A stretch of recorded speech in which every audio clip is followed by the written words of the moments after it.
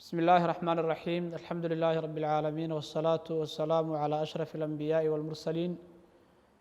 سيدنا محمد وعلى آله وصحبه وسلم أجمعين السلام عليكم ورحمة الله وبركاته ولا ليال وكلن كني تبني كوباد مجالستي أي نكجه ليني أحكامتا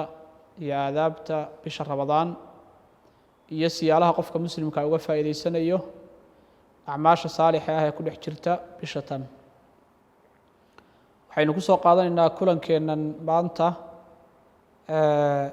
qiyaamuleylka iyo taraawiixda bisha ramadaan la tukado iyo axkaamta iyo aadaabta ku saabsan salaatuleylku si guud fadliga ay leedahay xalqo hore aynu kaga soo hadalnay waxaana ku filan nebigu calayh salaatu wasalaam inuu yidhi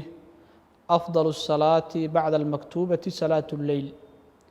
salaada ugu fadliga badan ee la tukado marka salaada faralka laga yimaado waa salaatuleylku nebigu calayh salaatu wasalaam markaa fadligaa weyn bay leedahay qiyaamuleylku ama salaatuleylku waa sunna mu'akada waa sunno adag oo aada looga dardaarmay nebiguna calayh salaatu wasalaam aada uga dardaarmay weeye oo markuu la dardaarmayo cabdillaahi bni cumar wuxuu nebigu ku yihi calayh salaatu wasalaam ha noqonin ninka hebel layahadoo kale kaana yaquumu min alleyli uma taraka qiyaamuleyl buu samayn jiro habeenkii buu istaagi jiray dabeetana wuu iskaga tegey sidaa ha noqonin buu nebigu ku yihi calayh salaatu wasalaam waxaa la jideeyey salaatuleylka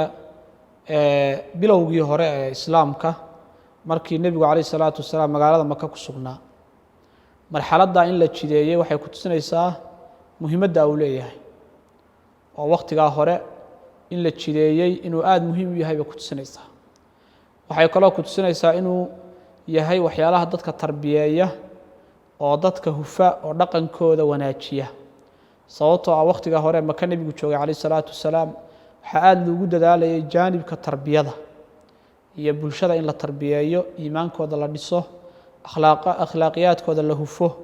ayaa islaam ku dadaalayay marka in wakhtigaa la jideeyey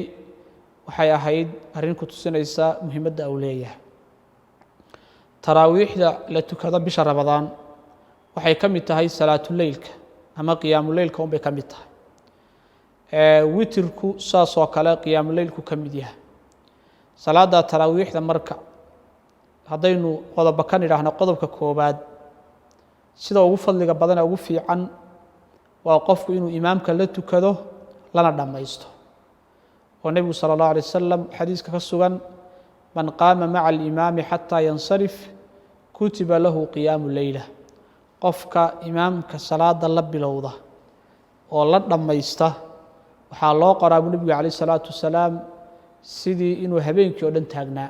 salaatuleyl tukanayay baa loo qoraa marka in imaamka lala bilowdo lala dhammaysto waa sida fiicanee fadliga badan weeye imise ragcadood buu tukanayaa nebiga kama sugna calayh salaatu wasalaam tiro go-an oo aan lana dhaafi karin lagana soka dhici karin nebiga kama sugna calayh salaatu wasalaam marka waa iska waasic haddaad masaajid ku tukanaysidna hadba masaajidkaasaad ku tukanaysaa intuu tukaday la tuko hadduu 3 tukado waad la tukanaysaa hadduu 11 tukado waad la tukanaysaa hadduu 13 tukado waad la tukanaysaa hadduu ka badan tukado 30 tukado waad la tukanaysaa marka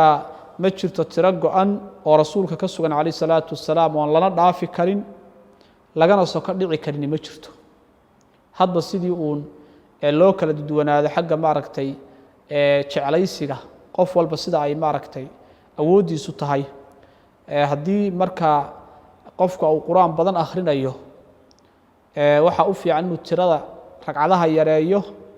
oo 11 iyo 13 tukado qiraa'adana la dheereeyo waana sida nebigu calayh salaatu wasalaam u badnaa haddii ragcadaha la badiyo oo 20 iyo ka badan laga dhigo laakiin qiraa'ada la koobkoobo saa dadku aada ugu daalinna waa la samayn karaa waa sida jamaahiiru salafi lumma ka sugan weeye oo loo samayn jiro taraawiixaha loo tukan jiray a'immada dadka tujinaysa qiraa'ada inay dheereeyaan iyo inay gaabiyaan cidda xukumaysaayo waa cidda gadaashooda ku tukanaysa salaaddii falalka ahayd baaba nebigu yihi calayh salaatu wasalaam marka qofkiin dadka tujiyo falyukhafif faina min waraa'ihi الضaciifa wاlkabiira wada lxaaja waxaa ku daba tukanaya qof tamar daran mid buka mid da-ah mid maaragtay dan leh ayaa ku daba tukanaya salaaddii sunnaha ahaydna markaa hadba dadka xaaladooda iyo xaajadooda inuu fiiriyo hadduu dad xoog badan tujinayo oo laga yaabo inay kooban yihiinna intuu doono ha dheereeyo hadduu maaragtay dad tiro badan oo kala duwan oo nooc walba la tukinayana mar walba in xaaladooda la qiyaaso ayaa la doonaya salaada taraawiixda sunnayaasheeda waxaa ka mid a qunuudka marka waxaa fiican inaan qunuudka la joogtaynin oo bishoo dhan aan la joogtaynin waayo kama sugna inta badan aahaarta nebigu habkuu u tukan jiray calayh isalaatu wasalaam iyo waxa la yidhaahdo saxaabadu say u tukanayeen ramadaanta in la joogteeyo culimada qaarkood waxay yidhahdaan in 15 dambe uun laga dhigo sida shaaficiyada iyo qeyrkoodba qabaan ayaa sii fiican waayo saxaabada aqlabkooda saasaa ka sugan laga wariyay inay 15 dambe uun qunuudka maaragtay ay qunuudi jireen waxaa sunno ahoo wanaagsan in caruurta iyo ehelka iyo dumarka iyo wuxuba inay soo xaadiraan oo ka qayb galaan way fiican tahay ayagoo dumarku ilaalinaya xushmadii iyo xijaabkii sharciga ahaa iyo ay ka dheeraanayaan is-udguntii iyo waxyaalaha la midka ah hadday gurigeeda iskaga tukato waa fiicantoo saasaa u fadli badan hadday laakiin iska soo xaadiraan oo masaajidii ka qayb galaanna loo diidi maaya way ka qayb geli karaan waxaynu ku boorinaynaa qof walba muslim ah bisha ramadaan iyo qeyrkeedba qiyaamuleylka iyo salaatuleylka in laga dhigto dhaqankaa wanaagsan iyo sunnada nebiga calayh isalaatu wasalaam la ilaaliyo billahi towfiiq asalaamu calaykum waraxmat ullahi wabarakaatu